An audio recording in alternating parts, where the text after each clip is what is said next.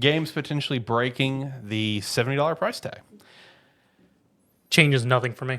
Yeah, I know it doesn't change anything for you, buddy. No, I saw this come out where it's like, there were some people talking about the potential of like GTA 6 breaking past that price point, whether it be 80, 90, or even $100. Yeah. And I think at some point I predicted that I thought that it was going to probably reach that $100 price point for like the next generation, And honestly, I just think it just comes down to like, it comes down to those inflating budgets. You know what I mean? We see these budgets for games, and it's just like, what can we not reduce the budget? Like, what are we doing? You know what I mean? Like, what the hell are we doing? I mean, there probably is a way, and we're talking like standard game price here, not like deluxe or anything like this. Yeah, just base price, entry price. I mean, there probably is ways, but I mean, if they want to maximize in terms of software, top developers, all that fun stuff, full fleshed out teams as what they think is necessary, probably not. Well, It's like we kind of talked about this a couple weeks ago with like the mismanagement of a lot of these companies causing a lot of the inflated pricing or like inflated budgets for games. Yeah. Where they take it in 4 different directions Sure. before they decide on one, which makes it cost 3 times as much. And it's one of those where I don't think prices of like the standard pricing of games is going to increase for a while. As far as like a GTA, like GTA 6, I mean, they can price it at whatever they want to. They could make the standard version of that game $100. Nobody's going to question it. No. It's like you know who would be the ones to look at like a GTA 6 being $100 and be like, oh, that's the new standard price. That'd be like EA or Ubisoft. Because the thing is, like, you look at it, it's like, will the standard price of games go up? Well, look at the direct we just had. We have South of Midnight coming in at a lower price point. Yeah. We have Clear Obscure Expedition 33 coming in at $49.99 because the team said we want this to be available to whoever wants to play it. Right. We want more accessibility for the game. And I feel like, some people are going to, it's like definitely like some companies are going to try to bump their game prices up over the, like, especially if GTA comes out at a higher price point. Yeah, all the AAA companies are going to start looking at that. They're going to try to bump it up, but some of these, I mean, I was going to say, as we've seen over the past like 2 years, some of the biggest games that come out during the year are these like $39.99, $49.99 games. Yeah, it's like they're the ones that are blowing up and connecting with people and accessible. Yeah, Right. It's like they're the cheaper games. They're the ones that are typically made by a team for the players. Mm-hmm. They're not just the cash grabs. Right. I mean, we honestly just turning back to what I can never think of his name. Baldur's Gate 3's lead. Swin. Swin. His whole speech he had at the Game Awards. Oh yeah, where he roasted the entire industry. Yeah. Shout out, man. It was basically man on top of the game calling out every AAA developer. Yep. 100%. And rightfully so. Yeah. I think there's going to be the outliers out there like GTA 6. I would not be surprised at a standard edition of GTA 6 being $100. I wouldn't be surprised if it broke past 70. Like, whether if it was just 80 or 90 or 100, it wouldn't shock me if that game was that price. But I see that as the outlier. Yeah. That's like one of the most popular best-selling games of all time coming out with a sequel that is the most anticipated game to ever come out. Yep. So it's like that's the exception. They can do what they want to there. Mm-hmm. It's like, as far as standard games and standard pricing, I don't see that changing. It will eventually change, but I don't see it for a few years.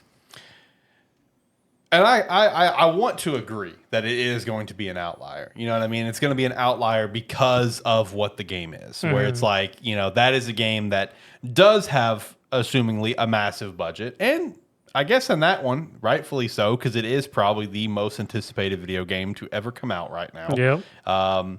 Because GTA 5 is still, I think right now, is the second highest selling game in history, only behind Minecraft, I think. So, I mean, it does make sense that if that one is priced a little bit higher, that it could be an outlier. Kind of similar. Now, this one is more so, in my opinion, them dipping their toes into it. It's like, can we do this? Can we do this maybe for next generation? Kind of similar to how Tears of the Kingdom is the only $70 Nintendo game, which, you know, with the scale that they did for Tears of the Kingdom, kind of makes sense. You know what I mean? Yeah. I also think it was Nintendo dipping their toes. If like, okay, hey, can we do this for the Switch 2 potentially? Only for certain games? But I mean, also Nintendo is probably the company that could get away with it. yeah, They true. most definitely could. Yep, Because 100%. Nintendo people are they've been buying the same games for 25 years. I was about to say They're Nintendo- more than Correct. happy to buy it again. Nintendo sells nostalgia at $60 a pop. Exactly. So they can 100% get rid of it, get away with it. But for an industry-wide price increase, I do think it's gonna happen, obviously. But it's just a matter of when. And I just hope that it does not. I hope that GTA is not the domino that starts it. Because also my thing about it is like you start having these games, these big AAA, approach games, right, that are coming out at, let's say, an $80 price tag. You're setting yourself up for even more of a flop, for a lot of games. Because, you got to look at all these AAA headlining games, right, where they're labeled as AAA action adventure, AAA RPG, whatever, and then they just completely fizzle out. I mean, all three of us could name multiple that just come out and just never go anywhere, but they were a AAA game based on the budget and the size And then our and one whatever. quadruple A game. Our one quadruple A by Ubisoft was Skull and I was Bones. gonna say I'm pretty sure it's in the weekly wrap up, but a perfect example of big AAA game, Dragon Age: The Veilguard. Exactly. Comes in, it's like it's got its AAA budget, AAA price tag, AAA everything. Comes in, meets 50% of expectation. Yep. And just think, and that it hitting the 50% is because it has two notable names carrying behind it of Dragon Age and BioWare, right? You have new AAA games come out, and they got to be a damn good game, or they're just going to potentially flop. Because there's so many that happens to. Games that honestly look fun, and games that I've played that I don't think are bad. Good example, Immortals of Avium. That's a AAA game. It flopped horrendously. Yes, it did really bad. But it's not a bad game. It's just not a game that had the reach that it needed for its AAA approach. You know what I mean? It's also the fact of even taking it back. We kind of had this conversation a year ago. It's why we have our board with our type of what we consider grading on, is because for the last few years, there has very much been people that buy games don't want to waste their time buying a game that's reviewed at a 7 or an 8. They only want to buy games that are 9 or 10s. Mm-hmm. Yep. And very rarely are we seeing these big AAA games come in with those scores. Sure. It's like people with games being as expensive as they are, people are more selective about which ones they want to buy. Mm-hmm. So if you make games more expensive, that means it's like you may come in with bigger flops, because if you increase the price tag even by $10 more, that could be one less game somebody's going to buy throughout the year. Sure. And if it's like enough people are like, okay, well, if I'm buying one less game this year, I'm going to skip out on this one. If 1 in 100 people do that could easily be 500,000 copies that would have been bought. Mm-hmm. So it's like, increasing price of games is not necessarily, it's not going to fix the problem of why are these games so expensive. They got to fix the management issue, or the 100%. mismanagement and everything. It's like, why don't you work on narrowing your scope and getting, as we've mentioned many times, there's plenty of developers that they have no issues. They make their games. They come out. People absolutely love them. They put out 10 out of 10s every time they release something. Mm-hmm. And then we have these other companies that's all we hear is delayed, redoing, like starting from scratch. It's Yeah. like there are other issues there. Making it an $80, $90 game is not going to fix your problem. Facts.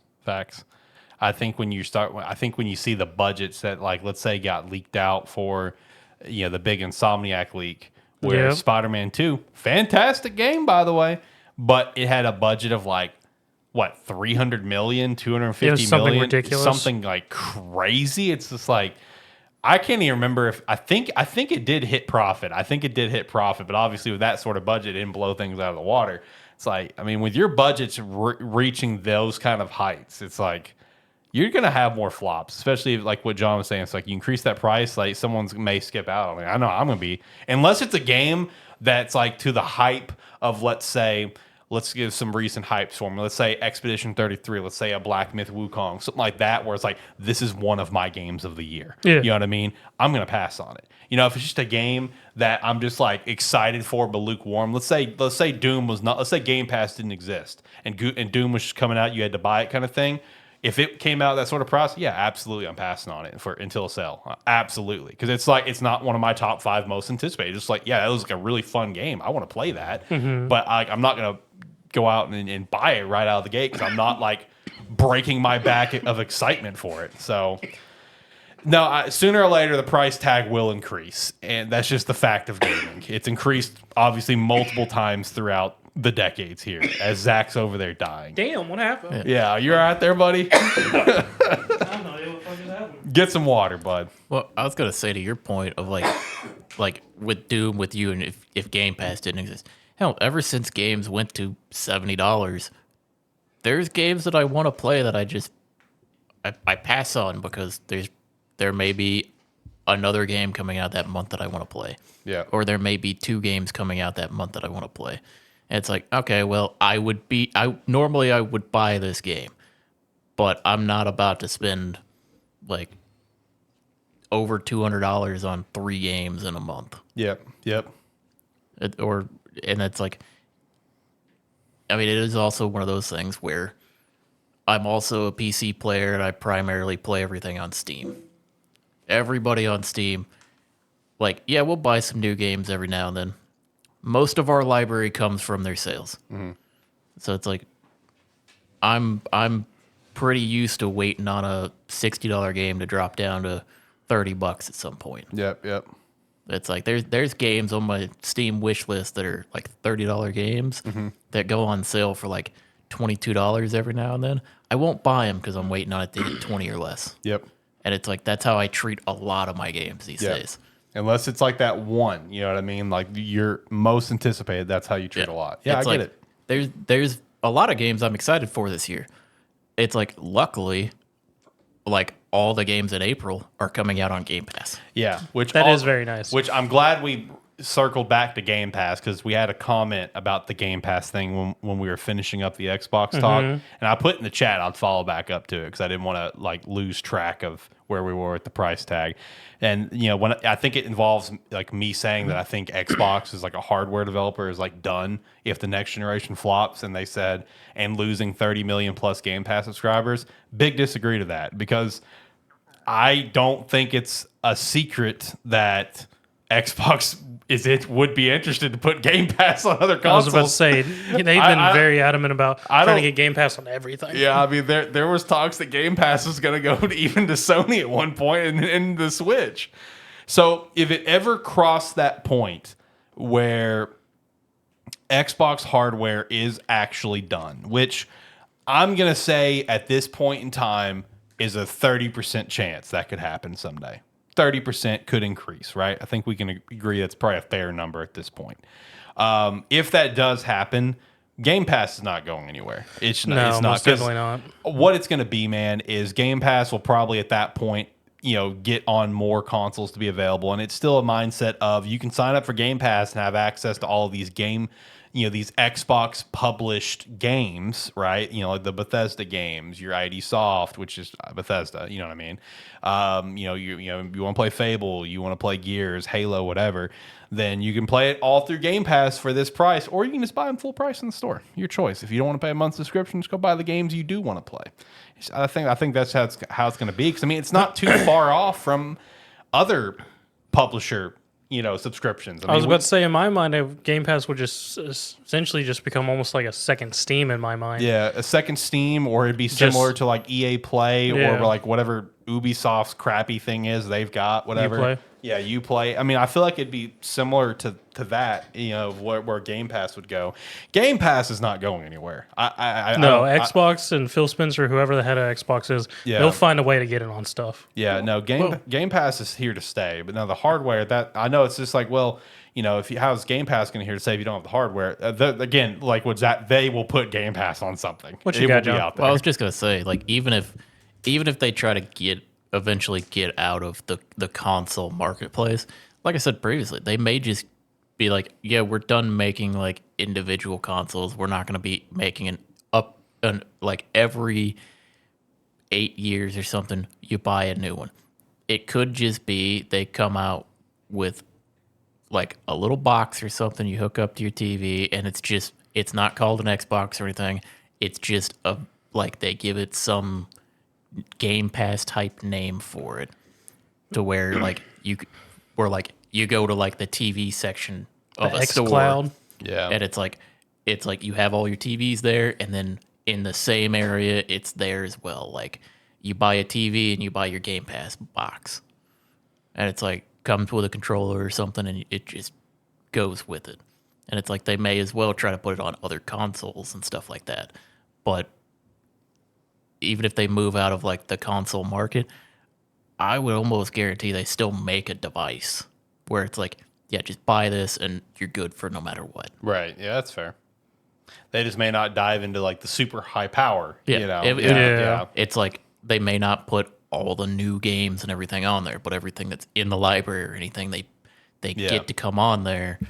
It's like, yeah, just buy this and you can play whatever in the library. Right. Yeah, and that is a possibility. Now, again, us talking about this, I think it's a low possibility. I do, and I hope it doesn't happen. Let me stress that I love my Series X. I play my Series X probably more than my PlayStation right now. Competition is good. Competition is good. Competition brings out the best in all of us. I don't want to see Xbox go away. I love the Xbox, and I love Xbox as a brand. They have a lot of great properties, obviously, especially with all the purchases they've done.